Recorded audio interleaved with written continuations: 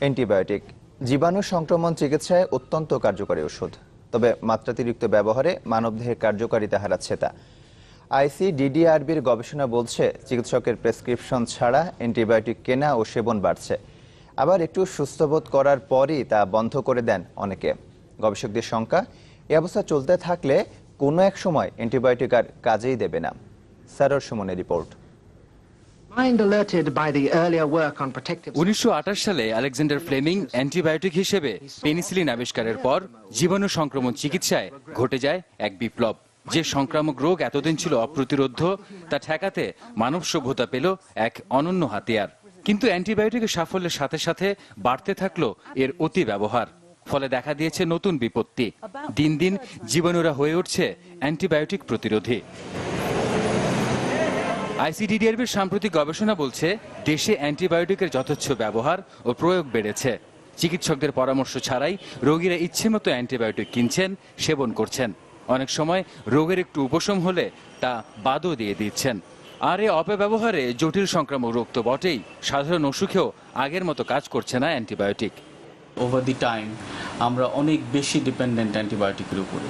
যে কোনো অসুখ বিসুখই, সেটা ইরেসপেক্টিভ অফ ব্যাকটেরিয়াল ইনফেকশন, যদি ভাইরাল ইনফেকশনও হয়, তাহলে দেখা যাচ্ছে যে অ্যান্টিবায়োটিকের ম্যাসিভ ইউজ হচ্ছে। আমাদের একটা টেন্ডেন্সি আছে যে আমি খেলাম, আমি মাঝখানে একটু ভালো লাগলো, আমি উইথড্র করে ফেললাম।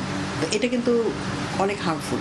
এটা আপনাকে গাইড করবে, ব্যাকটেরিয়াকে গাইড করবে যে রেজিস্ট্যান্সটাকে ট্রান্সমিট করতে। তখন এইভাবে অ্যাকচুয়ালি বেড়ে যায় আর কি রেজিস্ট্যান্স প্যাটার্নটা। তাহলে আমাদের কোনো চয়েস থাকে না তখন।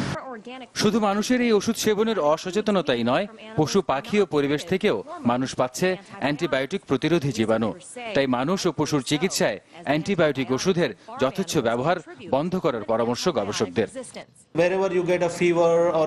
একটু জ্বর, গলা ব্যথা হলেই মানুষ অ্যান্টিবায়োটিক নিচ্ছে।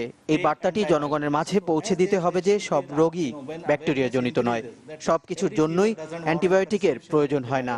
আসলে গবেষক, চিকিৎসক, জনগণ সবার সমন্বিত পদক্ষেপ প্রয়োজন। When this perception goes into the general public, knowledge, awareness related to antimicrobial resistance, antimicrobial use, এটা বাড়াতে হবে। এটা বাড়াতে হবে among all levels of people, যেমন যারা প্রেসক্রাইব করতেছে, যারা অ্যান্টিবায়োটিক ডিসপেন্স করতেছে, এবং আমরা যারা খাচ্ছি, কনজিউমার যারা, তাদের মধ্যে। গবেষকরা বলছেন, অ্যান্টিবায়োটিক ব্যবহারে সুচিন্তিতভাবে পরামর্শপত্র দিতে হবে চিকিৎসকদের। সেই সাথে রোগীদেরও হতে হবে সচেতন। তা না হলে বাক্স বাক্স ওষুধ খেয়েও কোনো কাজ হবে না। সারোয়ার সুমন, চ্যানেল 24, ঢাকা।